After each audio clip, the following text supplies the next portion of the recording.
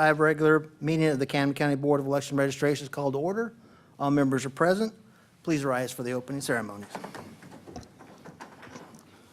Let us pray.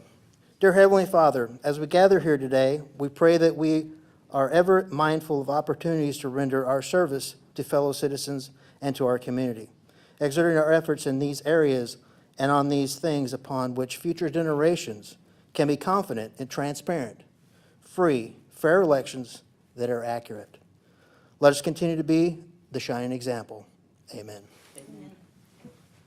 Let us join in with the pledge. I pledge Allegiance to the flag of the United States of America and to the republic for which it stands, one nation, under God, indivisible, with liberty and justice for all. You may be seated. Has everyone had a chance to look at the agenda? Yes. Are there any corrections or amendments to the agenda? Seeing no corrections or there being no amendments or corrections, this agenda is adopted as presented. Has everyone had a chance to look at the January 16th, 2025 regular meeting minutes? Yes. Are there any corrections or changes to the January 16th, 2025 regular meeting minutes? No. There being no corrections or changes, these minutes are approved as written. Public comments on agenda items only, limited to 3 minutes. Any public comments? All right, we'll move on to election supervisor update.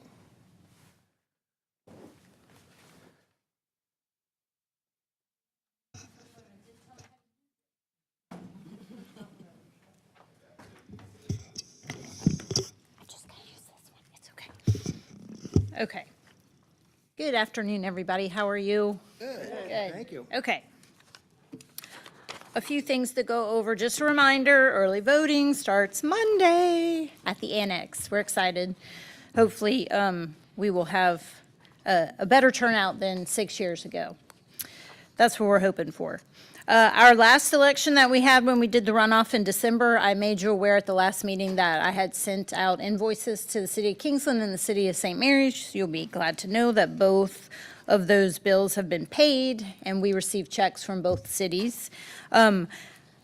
I don't know if they're evident in your financials this month, probably not, because actually this just goes through January 31st. So hopefully we should see an offset in there from finance on the monies we collected.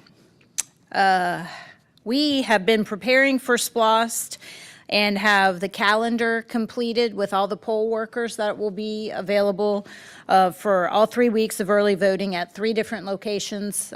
Always give kudos to Leona for assisting with that, because I might pull my hair out if I had to do all of that scheduling. And she's awesome at it and does a great job. And so we were fully staffed.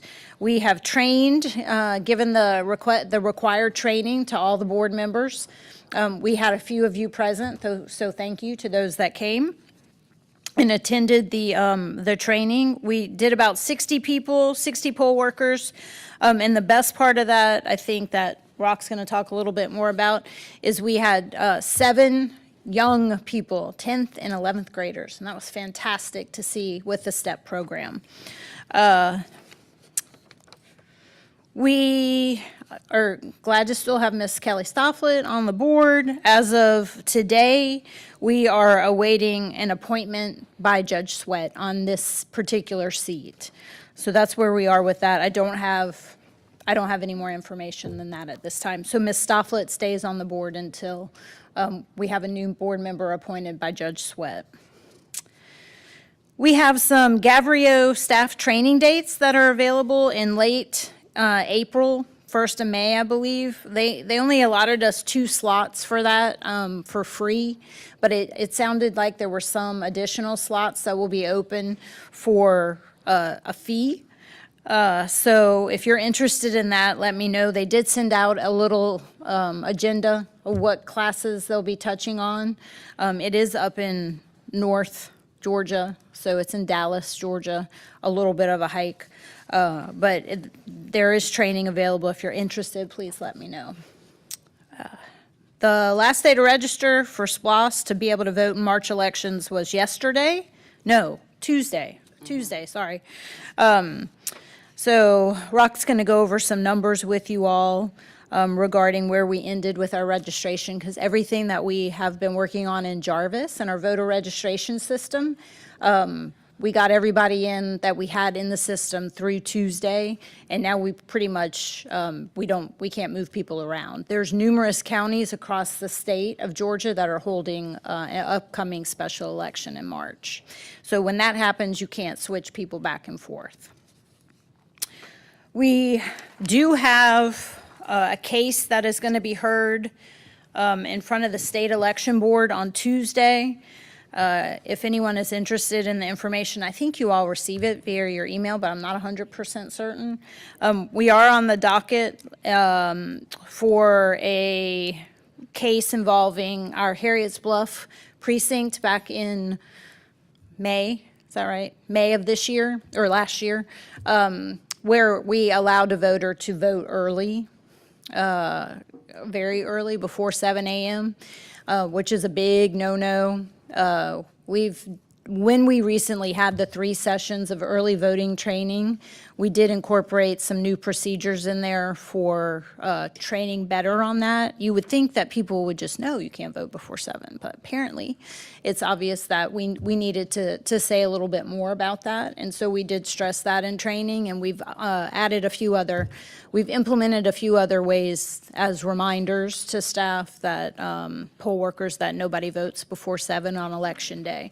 But just to clarify, you will see a couple staff members or poll workers vote a little early, like 10 or 15 minutes at the most on early voting days, but never on election day, okay? So if you happen to be at a polling location next week or the week after when we're open from 7:30 to 5:30, and you see a poll worker or Dennis or myself voting at 7:15 or 7:20, that's just, it's usually on the very first day, and we want to ensure that everything is working properly. And so we tend to do that for both, for all 3 sites, and generally on the first day, okay? But we do have a case. We are in the category of a letter of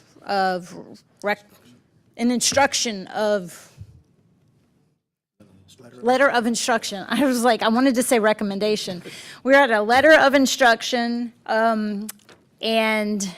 or we're under a category, you can't really tell what we're going to get. Letter of instruction on that issue, or we'll be recommended to go before the Attorney General's office.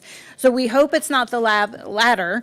And I did get some clarification when the agenda comes out, it lists every county that is on the docket to be discussed under those 2 categories. And there's nothing there to show you what the little asterisk means next to all of the names of all the counties, but Ms. Harden does all of that for the Secretary of State for the State Election Board, and I had reached out to her because I was concerned it's early voting. We just start early voting. We're not sure, where exactly we're going to be, although we know we're going to be on the Zoom because we want to be able to speak up on this event. But I'm like, we have an asterisk next to our name. What does that mean? Good. I was trying to look at all the other cases and our case and go, okay, we're the really bad one. We're going to the Attorney General. And I didn't think that was the case, and it is not. She clarified with me today, if you had an asterisk, that's just a little lead up to the SEB board members that, hey, this is, the investigators recommend just a letter of instruction on this particular case. And they like to hear from us that we have done these new additional training opportunities where we talk about that and what else we've implemented to make sure that never happens again. But just so everyone's aware, it's Tuesday, it starts at 9, it's highly possible it goes to Wednesday morning to begin again on 9 a.m. So I will be in front of the Zoom just making sure, because we would like to speak up. And the poll manager actually is worried sick about this. She feels horrible, and she will be on the Zoom with us as well. So you want to say a few things now? Okay. Can I have the mic?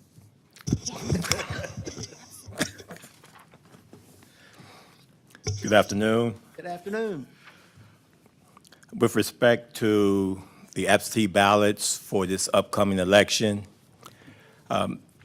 We have received 11 as of yesterday. We've received 11. However, one of them will be rejected because the gentleman will be in town to early vote. Okay? So that's only 11 requests? 11 requests, yes, ma'am. And in terms of our numbers, as of the 20th, we have 38,912 active voters.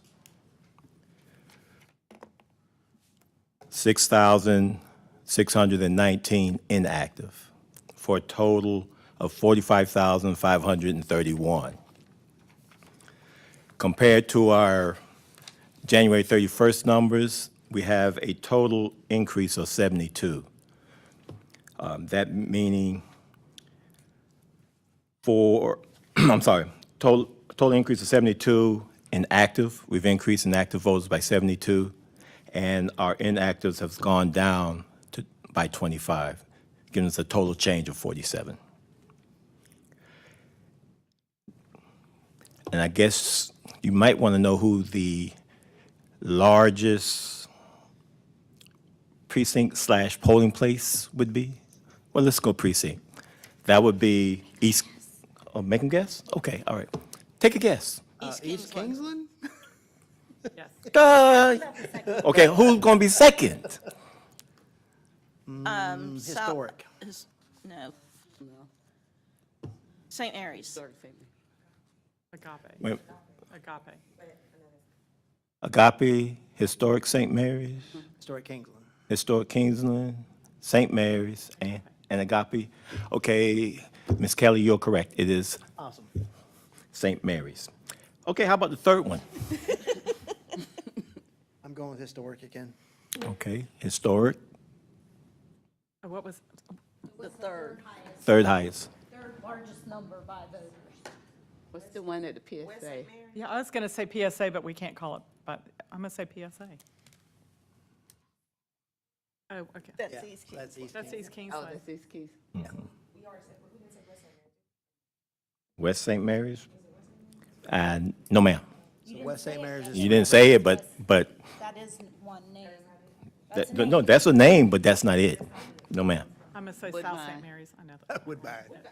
It's my, It could happen. Tarboro? No, it's actually West Kingsland. West Kingsland. They have a total of 5,118 Okay. total Well, vote. when that got reconfigured last year, we should have known that. West Kingsland has 5,118. At number 3 is East Kingsland, 8,565. St. Mary's was number 2, 5,896. Okay, Okay, thank you. you're welcome. But let me say something about that real quick. If you don't include those three, and you look at West St. Mary's, to your point, Robin, they only have 3,500 voters in West St. Mary's, but they also have one of the highest turning out precincts. Like, they come out to vote either early on election day or via absentee ballot.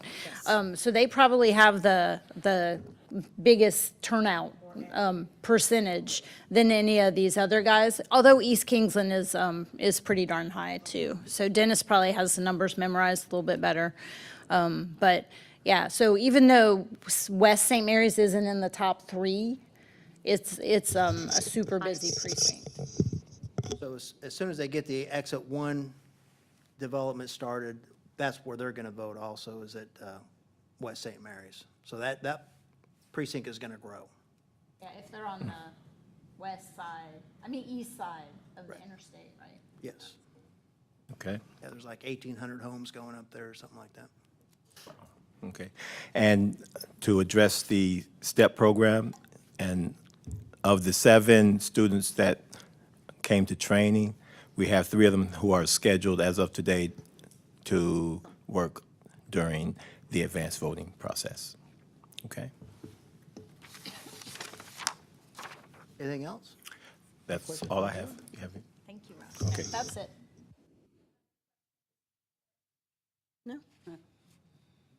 All right, moving on to financial report, January 2025 month-end report. Thank you. All right. So this is ending January 31st. Like I said, it doesn't have the monies in it from the cities yet, but we're still overall at 57.4% of our budget that we've spent. You'll see on several of these accounts, we're like way over. I'm really not sure what's up with the janitorial supplies, but small equipment is up a bit. And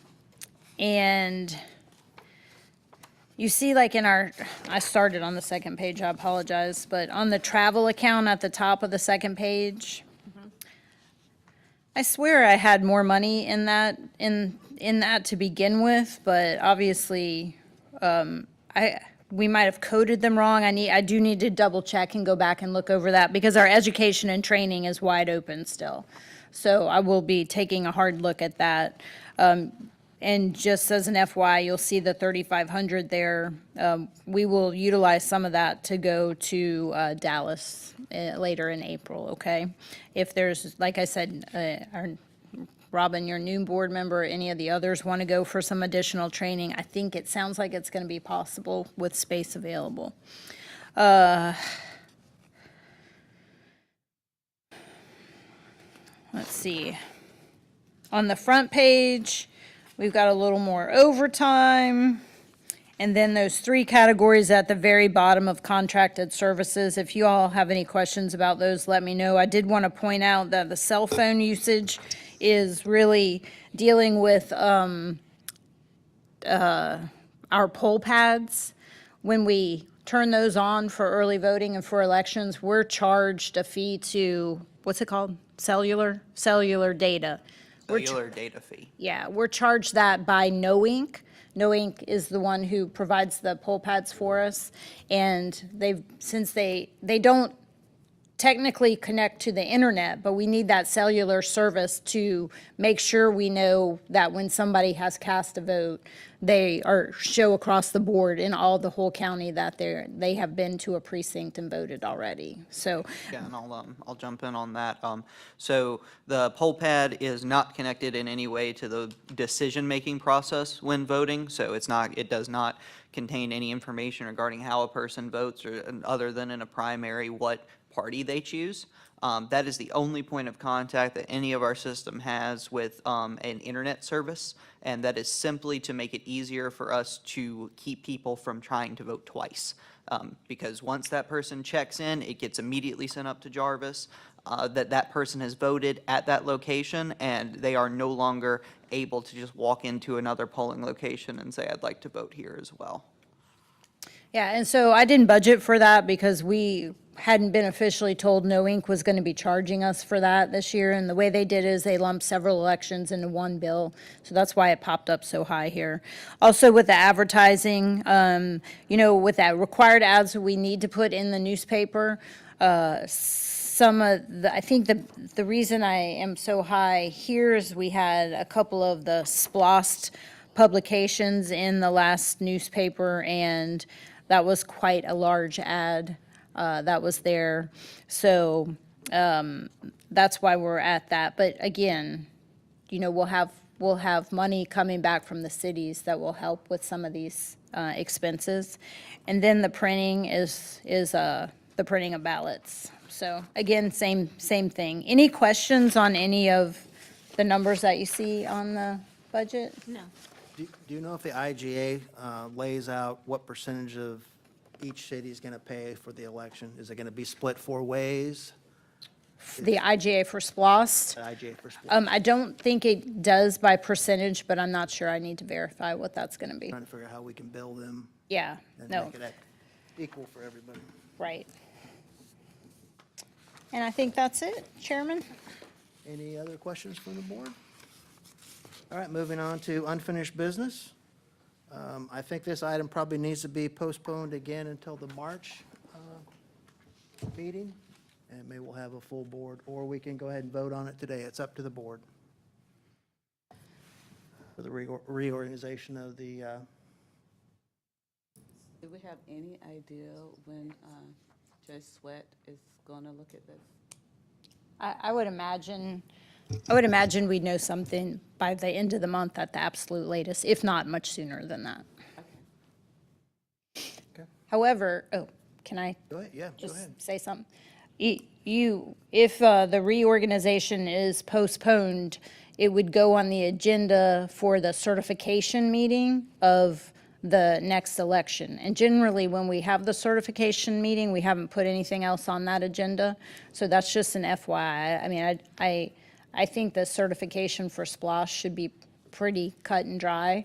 So it could either get added to that. I just didn't want there to be a thought that maybe we'd have to have a special called meeting. So We will not have to have a special called meeting? Chairman Rapp seems to think we can add it to that ballot. I mean, To the agenda. You got ballot on the brain. that we can add it to that agenda, so. And the code does call for Ms. Stofflet to stay on the board until the probate judge has appointed someone new. And he is supposed to appoint someone immediately, is what the term says in there, so it's kind of in his hands now, but I think he's getting close. And I would imagine he'd have something in the next a week or so at the most. I guess my only concern is we don't know if Kelly's staying or if somebody else new is coming. And I know that deer in the headlight looks when you get up here for the very first time, and it's going to keep happening and happening because Robin was new last time, and then we could possibly have another new person coming in next time. And I just think I mean, to me, we could go ahead and do it tonight. That's just my opinion, so. Everybody all right with go ahead and do it, or do you want to postpone it? I'm fine with doing it. I'm fine. Okay, all right. So we're moving on to reorganization of the 2025-2026 Board of Election Registration. Before we do that, I have to provide training to the board members. And it says the nominations must come from the board members only. Nominations do not require a second. Once all nominations are selected, a vote shall be taken by the board, and the nominee with the most votes becomes the chair. The same process will be utilized for the vice chair. So right now, we are nominating persons for the chair position. Would like to nominate someone? At this time, I'd like to nominate Robin Maynor Knight for chair. Okay.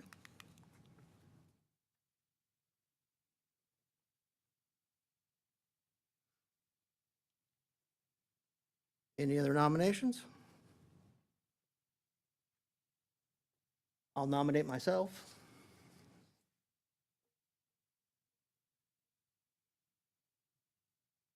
Any other nominations? All right, we'll go ahead and start voting.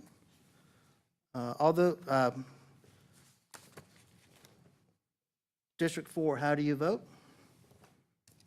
Robin Maynor Knight. Okay. District 3? Robin Maynor Knight. Okay. District 2? Robin Or dis- Maynor Knight. Okay. District 1? All right. We'll make it unanimous. All right, so you'll be the chair at the next board meeting. Okay? Moving on to vice chair. Nominations for vice chair. I nominate Julie. Okay, Julie?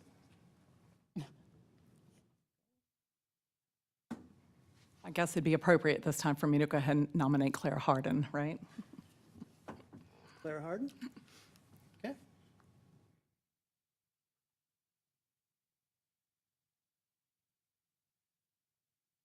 Any other nominations? All right. District 1, how do you vote? Julia? District 2?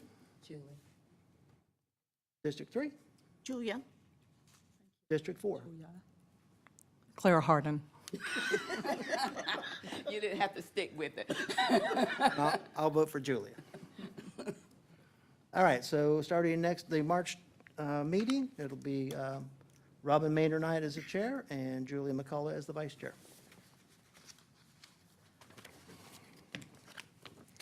All right.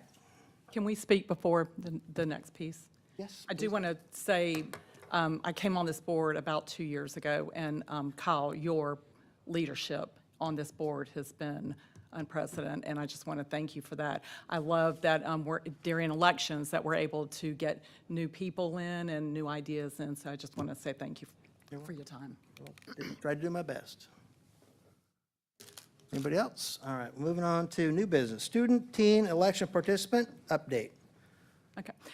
The section 21-2-92 gives the counties the opportunity to have a student teen election participant program. I think that you've heard Shannon and Rock speak on it tonight. The program has several criteria for the students. When I met with Dr. Trocoya Green, who's our school superintendent, gosh, a year ago almost, she came up with the great idea that we pull the student that should probably be part of it as our AP American Government class, which was a great place. These students are determined and focused, and they obviously meet all the criteria of having a Georgia driver's license and having a good academic record and good discipline record. Last year, we had 2 students interested. They were trained, they participated, and they did a great job. This year, we have 7. We had 4 trained during one training and 3 the next, and then Shannon sent out an email, or they'd like to be text. Shannon tried to email them all, and they were like, what? So. I didn't get anything from you. I'm like, So get with it, Shannon. Okay. So her office was able, I think we have 3 already on the schedule, and I really feel the other 4 will probably follow up soon, too. I did reach out to Dr. Green and give accolades to Ms. Bice, who's the AP American Gov teacher, because, you know, y'all, it's really nice when people up here say it's great and wonderful, but we don't follow through with people like Mr. Chastain at the high school and Dr. James Phillips at the high school and Miss Bice at the high school. Those are the people that made it happen. And so hopefully if you're listening or you're on the board or you're in the audience, we need more students. They're going to be us one day. And so we need to have those people involved. And they were very excited. Shannon did kind of poll them during the break of one of the poll worker trainings last week and said, what made you come? What made you decide to do it? And all of them, other than the experience, I'm sure was great, all of them said that they wanted, it's a resume builder. And all these folks are headed to college, and it's a resume builder for all of them, and I just really appreciate it, their honesty and the fact that they'll be there to help us out. And for any concerns, they're always shadowing a poll worker that's been trained, and they're never left alone. There are some criteria too, so they're not out of school. There's, I think they're allowed to work 4 hours a day, and they're allowed to have 2 days out of the election cycle working, and those are excused absences from school. I think Shannon's got some of them for early voting, and then they'll all be at a polling place for that. So, and sidebar, I did want to tell you and your folks, thank you so much. I was able to attend the Region 14 meeting here last month, I think, or last 2 weeks ago, and y'all did a great job on that, so thank you. Thank you. Or their majors at going to college, like political science, or We didn't ask them. That'd probably be a good thing. And, you know, on that, I do, Shannon, want to kind of have a short survey, an exit survey for these students, because the problem is Miss Bice, those are 10th and 11th graders.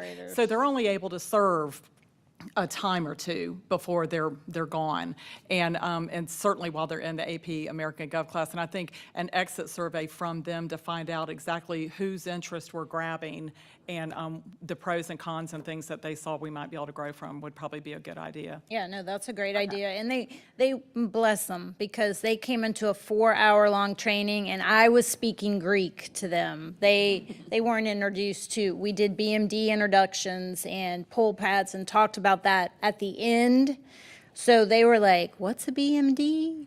And poor thing. I mean, so I've got to figure out also a better way to initiate the brand new ones, but we weren't sure if we were going to have any students. So it was great to see them. And a lot of them, I sent that initial email to many more than 7. I think the total number of applications we got was 11 or 12, and 12 of them. And I sent that to them via email. Well, silly me. They're 16. They don't check their email very often, apparently. These were not school emails, okay? These were personal Gmail accounts they listed on their sheet. So I didn't get any reply except for one girl like the next day who said she was coming to a training coming up.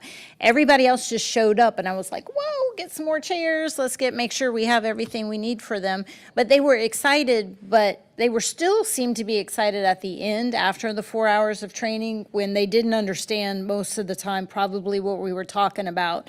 But I just reiterated to them that they would be with someone on the election they worked with us at during early voting or election day, and they would get much more hands-on experience, and that was way better than any sitting in a classroom for 4 hours training could give you. So I think they're really excited. They all jumped on some Saturdays to help us out with already. And the survey idea is a great way And I think it's really important that those students are trained with our regular crew of poll workers. I think that's really important that they see it in action. To take those 7 and pull them off by themselves and train them, is not a good idea. I loved them being in the mix, even if their eyes were wide open the whole time. It was okay. Yeah. Or they were dozing off because they None of didn't them know what I slept.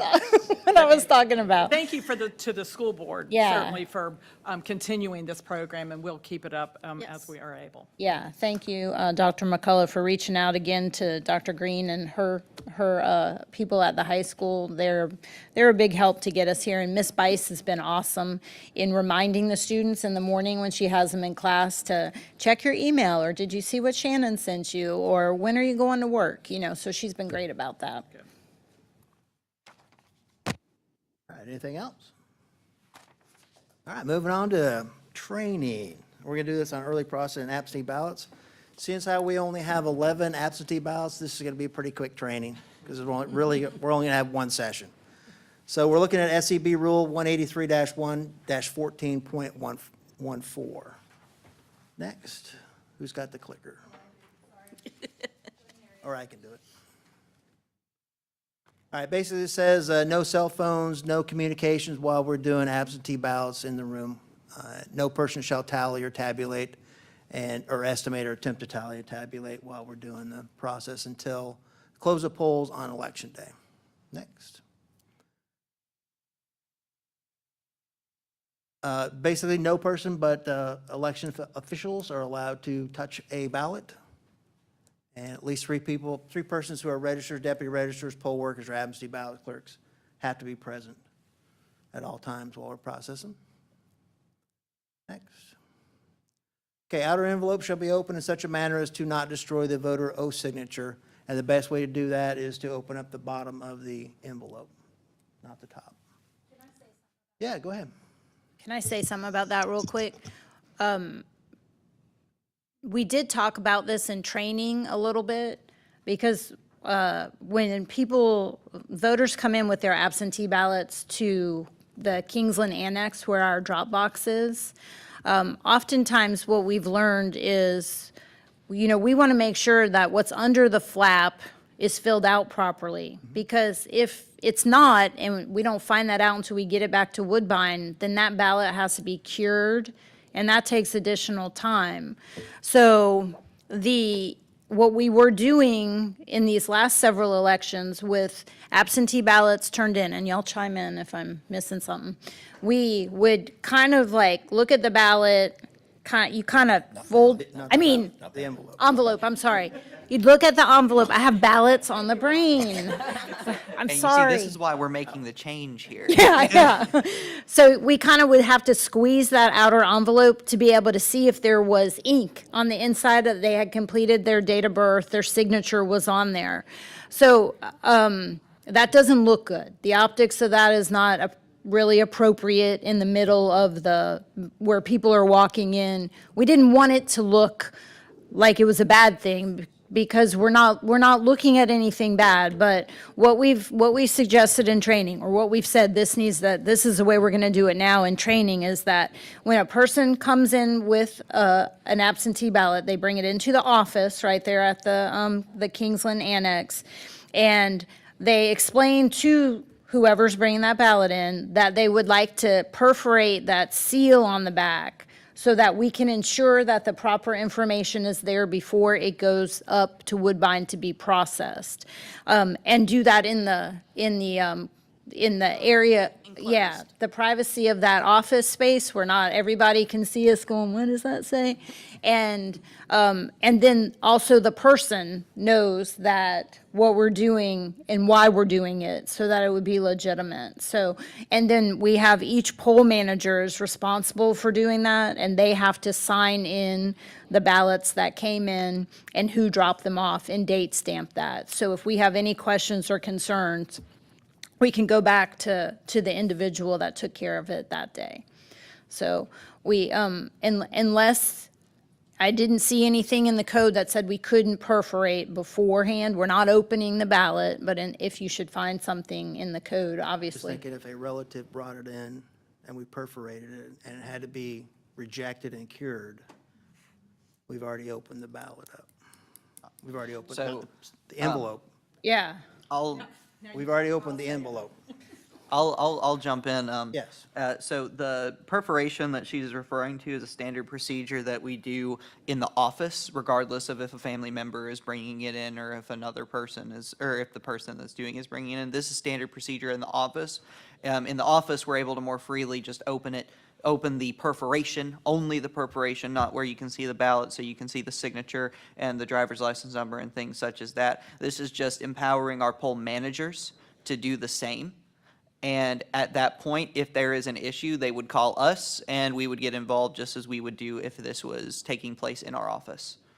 So we have procedures for if it is a family member that's dropping off the ballot and there is an issue with the information on it, like a signature or date of birth or of the sort.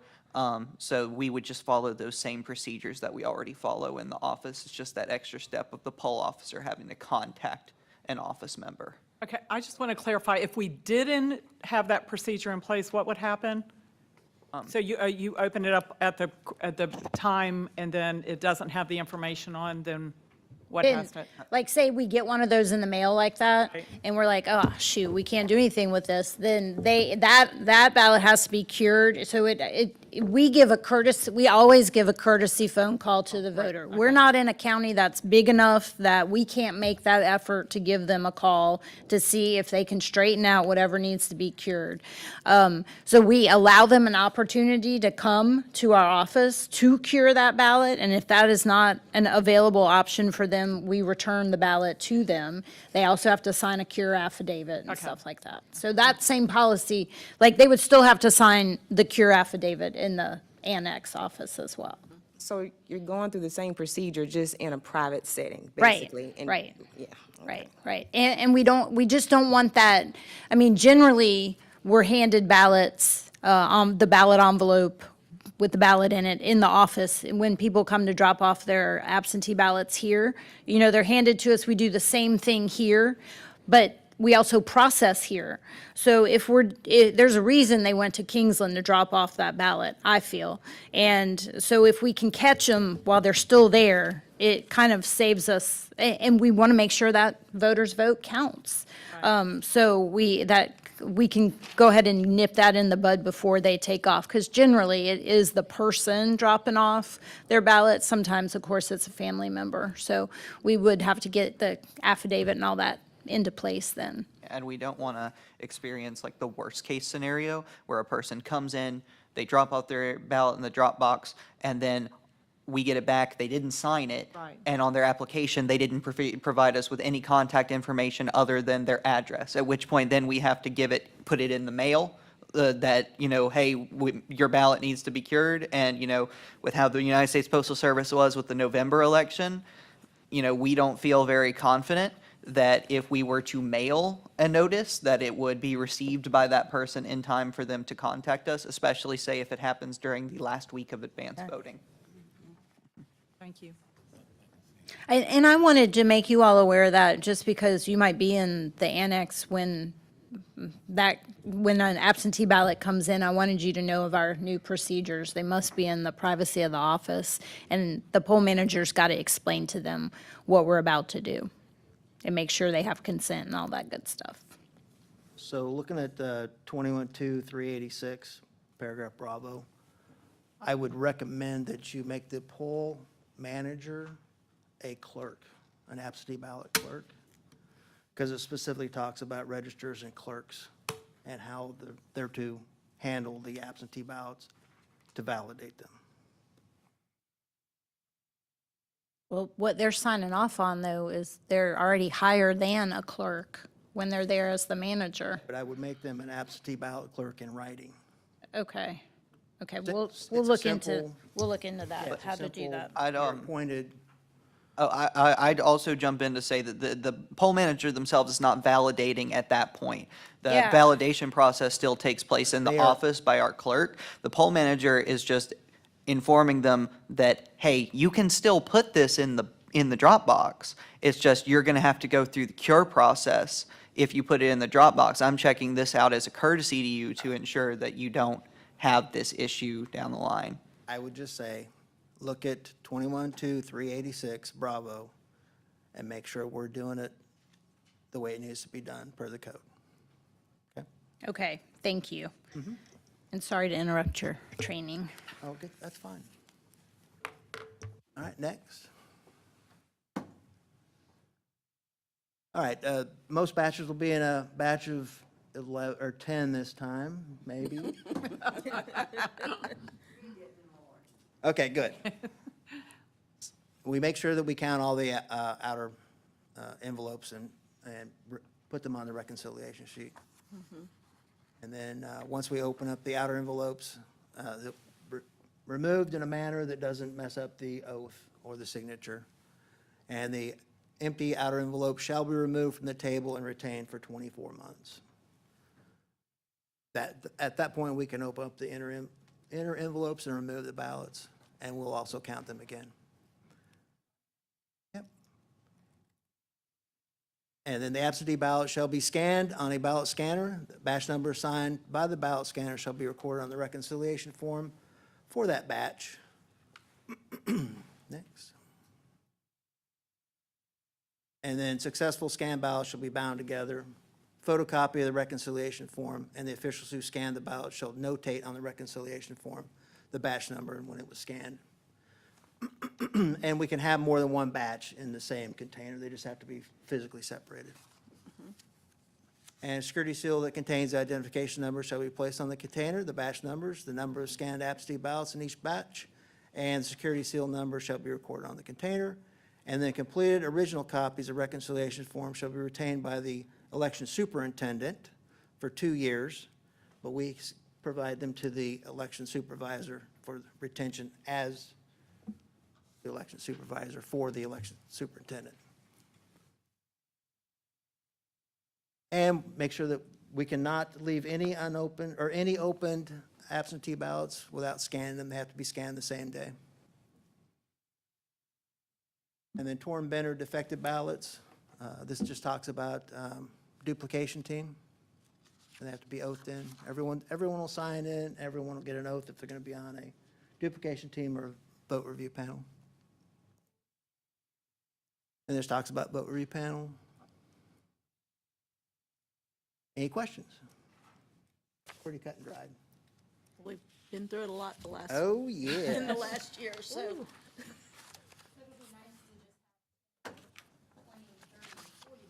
Instead of 400. We'll get more for sure. Oh, yeah, we'll definitely get more. All right, important upcoming dates, political party deadline to provide poll watcher designation letters to election supervisor for advanced voting is Friday, February 21st.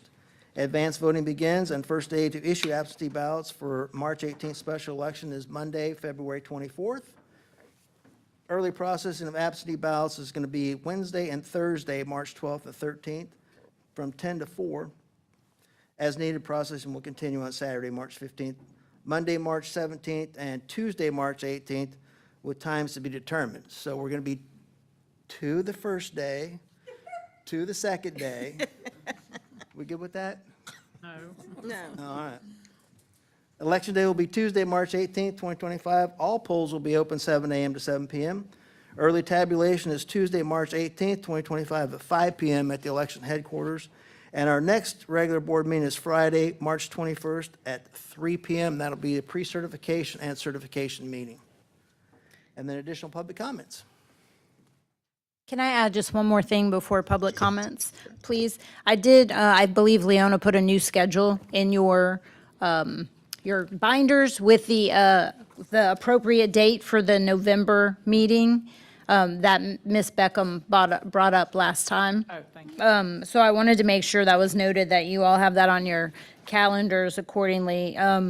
November 7th is the actual date of that meeting. Anything else? Kyle, I do have March training I'm in charge of, Okay. but it's a meeting at 3 o'clock. Do you want to push that to April, or do you want to have the That'll training be up to then? y'all. That'll be This, up to like the training he just the did, vice chair. do we need to have, I mean, we could probably just push it to April. Yes. Okay, so we'll wait on that. So on the agenda. On the just move agenda, that. Thank you. yes. Depending on the provisional ballots, if we have any, we may have to do a 3 o'clock meeting and wait till 5 o'clock Right. to certify. So that's something to think about when we're planning the March 21st. Right. Okay, and then the other thing, I know you spoke just briefly about the Zoom meeting regarding the early vote. Are there any others for Camden? On the thing that Kyle sent out, there's a lot of counties with a lot of issues. I was just kind of giving accolades to Camden. I thought that we did Just one great. issue. And I'd Only prefer one. not to be on Good. there at all. Okay, I know, I understand that, but I mean, things happen, but Yes. I just think that's a good thing that Camden, Yes, Just one. yeah, Okay. yeah. Yeah, just one thing. Yeah, I'm also scheduled to speak to the SEB. I don't oh, know. that's right. That's right. Yeah, so depending on my schedule, I may or may not be able to. Okay, I've been in contact with the chair of the board. and that's regarding, The new SEB rule with ballot, public access to ballots. Open records. Okay, sorry, public Fine. comments, I Any guess. additional public comments? Talk about anything you want?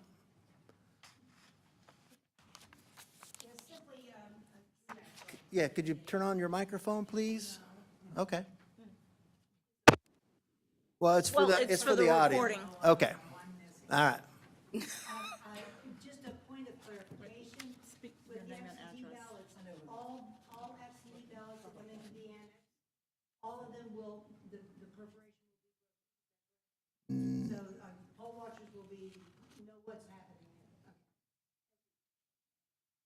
Yes, if they're dropped off at the drop box. Correct. Okay. And just to follow up on that too, Ms. Maxwell already provided Leona all of the names for poll watchers. So the GOP will have poll watchers. That's the only group that we got poll watchers from. So they presented everything in a timely manner and provided more than enough information for her. So we thank you for that, Ms. Maxwell. and that deadline is? It was Friday for early, wait, No, it's this Friday. It's this It's Friday. So tomorrow. this Friday, yeah, Tomorrow. tomorrow. And she's already provided the information to Okay, us, I thank you. think, right? You're done with all, you have more people or no? Only if it would deal with the 18th Okay, and